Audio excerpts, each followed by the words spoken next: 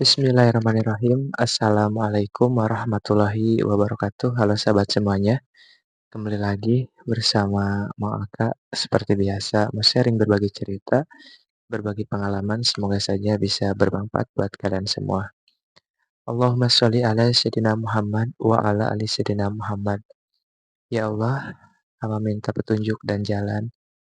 Semoga dengan adanya video ini mendatangkan hal keajaiban, hal keberkahan, dan hal-hal yang menurutmu baik dan bisa bermanfaat buat orang banyak. Nah, di video kali ini teman-teman, saya mau sharing lagi berbagi cerita dan ternyata ketika keadaan kita sedang terpuruk, keadaan kita sedang lemah, sedang diberikan ujian,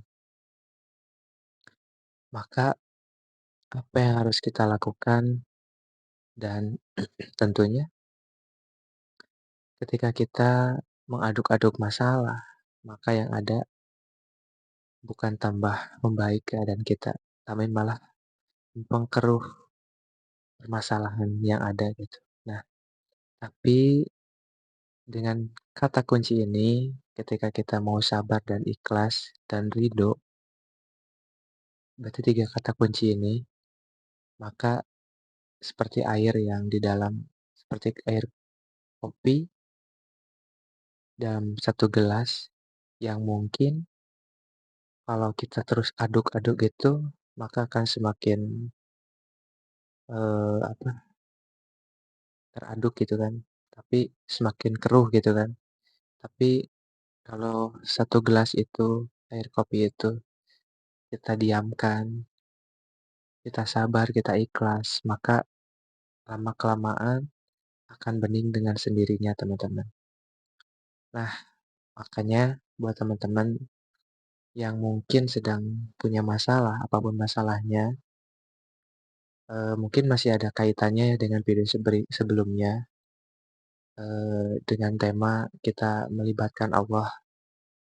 Karena dengan kita melibatkan Allah, prasangka baik kepada Allah, apapun keadaannya, semakin kita susah, semakin kita gelisah, justru kita semakin banyak berdoa kepada Allah dan harus semakin yakin meminta pertolongan hanya kepada Allah. Bukan kita menghindar dan kurang yakin dan sehingga kita ngerasa prasangka tidak baik kepada Allah Subhanahu wa taala. Justru di saat kita diberikan ujian dan cobaan dan diberikan hal-hal yang mungkin kurang enak di dalam kehidupan kita, bisa jadi itu adalah salah satu Allah sayang kepada kita untuk meleburkan setiap masalah atau setiap dosa-dosa yang pernah kita perbuat, entah yang kita sadari ataupun yang tidak. Dan ternyata teman-teman, saya pernah merasakan sendiri ya, ketika saya sedang terlilit hutang, itu pun bukan ya ibaratnya hutang hutang pribadi lah ya. Saya belum sanggup membayarnya. Dan saya berpikir dan saya sering mendengarkan yang namanya motivasi, tapi tidak ada gunanya, tidak ada apa, tidak ada apa ya, kalau motivasi itu kita tidak praktekkan gitu, percuma ya intinya. Tapi kalau kita praktekkan, saya ambil contoh, saya sering mendengar gitu ya. Ketika kita sudah berbuat salah, maka ya sudah, pasrahkan semuanya kepada Allah dan kita hadapi dengan pasang badan. Jadi kalau kita sudah tidak sanggup membayar yang namanya hutang ataupun punya masalah dengan finansial, maka apa yang harus kita lakukan? Kalau kita meminjam lagi untuk bayar hutang, maka ujung-ujungnya menambah masalah. Dan itu yang pernah saya lakukan juga di waktu itu. Tapi saya sempat eee, apa ya, kasih masukan, saran kepada pasangan saya sendiri, gitu ya. Dengan Mungkin punya rasa pengen bertanggung jawab dengan yang namanya amanah. Betul, kita harus bertanggung jawab yang namanya amanah itu. Tapi bukan tanggung jawab namanya kalau kita meminjam lagi dari orang lain untuk melunasi utang tersebut. Apalagi meminjam uang yang masih ada ribanya ataupun ada bunganya, sehingga menambah-nambah masalah lagi dan tidak ada akhirnya gitu ya. Bagaimana kita menyelesaikan hal tersebut, masalah tersebut, dan ternyata pikiran kita itu mungkin terkadang suka overthinking ya. Ketika kita sudah nggak sanggup bayar, nanti orangnya marah, datang gimana gitu ya. Tapi saya sarankan, udah saya minta jangan sampai meminjam lagi ke orang lain untuk melunasi utang tersebut kalau kita belum sanggup membayarnya. Yang penting kita sudah berikhtiar semampunya. Yang kedua, kita sudah berdoa juga kepada Allah, minta petunjuk, minta jalan, minta ampunan. Dan kalau mungkin belum ada jalan untuk melunasi hal tersebut, ya sudah, kita sabar dulu aja. Dan kita terima, kita eh, berserah diri kepada Allah, tapi bukan berarti kita tidak menjalaninya gitu ya. Tetap kita berjalan, menjalani hidup ini dengan seperti biasa. Dan pada akhirnya, setelah saya ngerasa sudah melibatkan kepada Allah, curhat kepada Allah, minta jalan petunjuk, keadaan kita saat ini sedang begini, walaupun mungkin sudah tidak ada lagi orang yang percaya kepada kita, bahkan sudah tidak ada lagi orang yang membantu kita, berarti tandanya Allah mau secara langsung membereskan masalah tersebut. Dan apa keajaibannya yang pernah saya lakukan? Mungkin saya belum, eee, apa namanya, belum bisa melunasinya ya, belum diberikan kemampuan dan keajaiban dari Allah, tapi saya sudah ngerasa Allah memberikan keajaiban kepada saya. Yang pertama, saya diberikan ketenangan, kekuatan untuk menghadapi semua itu.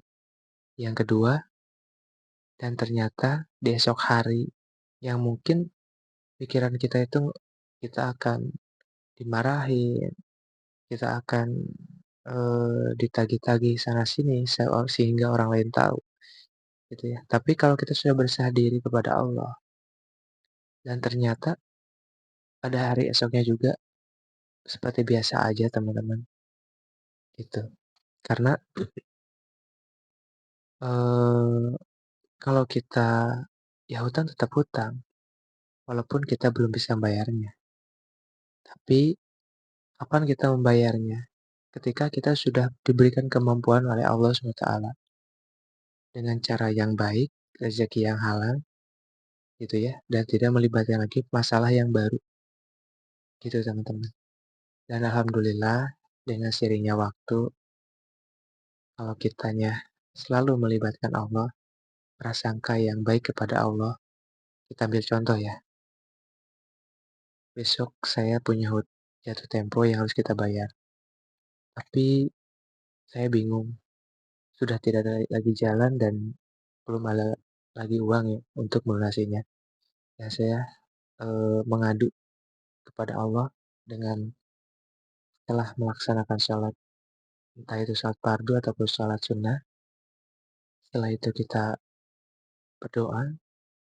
Sebelum berdoa diiringi dulu dengan yang namanya istighfar, sholawat, bertasbih, dan ya mungkin dengan membaca eh, surat-surat pendek mungkin ya, atau membaca Al-Quran dulu. Setelah itu berdoa, curhat kepada Allah, minta petunjuk, minta jalan, dan pada akhirnya setelah berdoa di hari esok itu tidak sesuai apa yang kita inginkan, yang sudah kita doakan kepada Allah. Nah, apa yang akan kita lakukan di hari esok itu? Apa tetap berdoa? Apakah tidak berdoa lagi? Apa tidak pergi ke Allah lagi? Apa kita menghindar dari Allah? Dan tentunya pasti kebanyakan orang itu menghindar dari Allah. Rasa kurang yakin lagi, jadi malas berdoa lagi. gak mau lagi ngedeketin Allah, dan pada akhirnya masalahnya dan akhirnya nggak ada keajaiban yang datang dalam kehidupan kita, teman-teman. Nah, tapi kalau kitanya berasangka baik kepada Allah, tetap ya sudahlah, walaupun belum sesuai dengan apa yang kita inginkan, yang penting kita sudah berdoa kepada Allah, sudah melibatin Allah. Allah sudah tahu keadaan kita, mungkin ya, dan kita juga sudah berdoa kepada Allah, minta jalan, minta petunjuk, gitu ya, minta keajaiban. Kita tinggal sabar aja, teman-teman. Sabar, ikhlas, hadapi semuanya. Saya yakin hari esok itu, kalau kita tetap yakin, tetap bersandar kepada Allah, tetap curhat kepada Allah, dan hari esoknya itu akan ada keajaiban, teman-teman, yang Allah tunjukkan. Kalau tidak Allah mengirimkan orang untuk bantu kita, ada lagi hal-hal yang mungkin keajaiban yang di luar pikiran kita. Itu teman-teman. Dan itu juga yang pernah saya rasakan, teman-teman. Makanya di video kali ini saya ingin mengembangkan sebuah channel YouTube yang pertama. Yang kedua, sambil begitu juga ingin menyampaikan hal-hal yang bisa bermanfaat buat orang lain juga. Dengan kemampuan sendiri, ya mungkin sekarang bisanya hanya duduk diam, ngomong sendiri, gitu ya, depan kamera. Yang mungkin backgroundnya juga nggak semewah orang lain, karena saya juga masih YouTuber pemula, ataupun baru-baru lah ya, terjun yang namanya menjadi konten kreator gitu ya. Nah, tapi apa yang saya lakukan? Yang penting kalau kita sudah punya niat, punya keinginan, ya sudah, tinggal praktekkan dan jalani aja gitu. Apa adanya dulu aja, sebelum diada-adain gitu. Karena nanti juga kalau sudah waktunya, kita akan bisa ngada-ngadain. Kalau sudah Allah berikan kemampuan, kita ambil contoh mungkin pakai kamera yang lebih bagus, pakai mikrofon yang lebih keren juga. Mungkin backgroundnya juga nggak di sini, mungkin ya ada tempat khusus gitu ya. Dan semua itu berawal dari tahapan bawah. Begitu juga ketika kita sedang mengalami masalah. Yang harus kita fokuskan itu adalah bagaimana bisa menyelesaikan masalah dari hal kecil. Karena hal besar pun akan teratasi kalau kita sudah mulai membiasakan menyelesaikan masalah hal yang kecil. Kita ambil contoh ya, kalau kita misalkan punya hutang. Kadang kita punya hutang itu kan ada hutang kecil yang ke teman kita yang kecil-kecil gitu ya.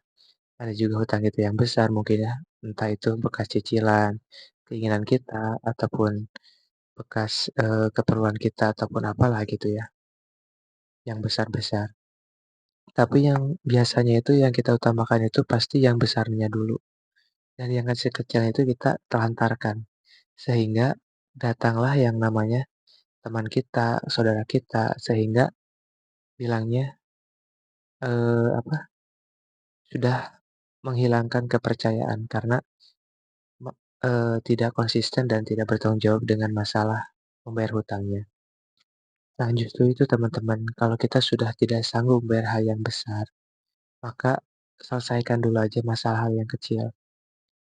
Misalkan kita ingat-ingat, duh saya tuh pernah pinjam ke temen nih, misalkan 50.000, 100.000, atau bahkan 10.000. Kita mampu nih membayarnya, ya udah kita bayarkan dulu aja teman-teman. Nah di situ lambat laun kita punya kemampuan lagi, bisa lagi membayar yang lebih besar. Sehingga masalah itu teratasi semuanya teman-teman. Karena apa seperti itu? Karena kalau kita sudah membiasakan menyelesaikan masalah yang kecil, itu akan ada tumbuh yang namanya rasa keberhasilan, kegembiraan, rasa bersyukur, dan ngerasa pede, dan kita ngerasa punya kekuatan. Walaupun hal kecil, nanti lambat laun hal itu akan membesar teman-teman. Seperti kita yang mungkin dulu pernah punya hutang. Awalnya itu nggak bakalan hutang yang langsung besar gitu kan. Pasti dari tahapan hal kecil dulu gitu ya, yang mungkin juta, 2 juta, terus nambah lagi belasan juta, tambah lagi jadi puluhan juta, sehingga ratusan juta, bahkan mungkin miliaran. Itu pasti ada proses dari hal kecil dulu. Nah, kita pun sekarang kalau kita mau merubah hidup, menyelesaikan masalah apapun masalahnya, bangunlah masalah dari hal kecil. Seperti kita mau, menyelesaikan masalah di dalam lingkungan ataupun rumah kita yang berantakan, ataupun mau membereskan atau mau renovasi apapun apalah. Ya kita bangun dulu aja dari hal kecil. Kita merapikan apa dulu yang kita bisa, yang kita mampu, yang bisa kita kerjakan dengan sendiri tanpa menyuruh orang lain. Nah, nanti lama kelamaan kita udah punya kemampuan, pasti kita bisa ngajak orang lain untuk renovasi, membantu menyelesaikan masalah rumah ini, ataupun seperti itulah teman-teman. Jadi pada intinya, eee, banyak hal-hal yang mungkin saya sampaikan ya tentunya, tapi terhubung sudah, terlalu lama juga ya sharing pada video kali ini, yang mungkin, mohon maaf jika ada kata yang salah yang saya sampaikan. Dan di sini juga saya bukan menggurui kalian semua ya yang mau nonton video ini.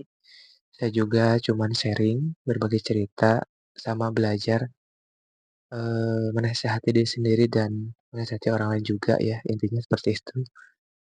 Dan harapan saya sih bisa bermanfaat buat orang banyak, walaupun ada satu kata, 2 kata yang mungkin sedang punya masalah yang tidak ada ujung usainya, dan apa yang saya tahu, apa yang saya ketahui, nanti saya akan share satu demi satu untuk, menjadi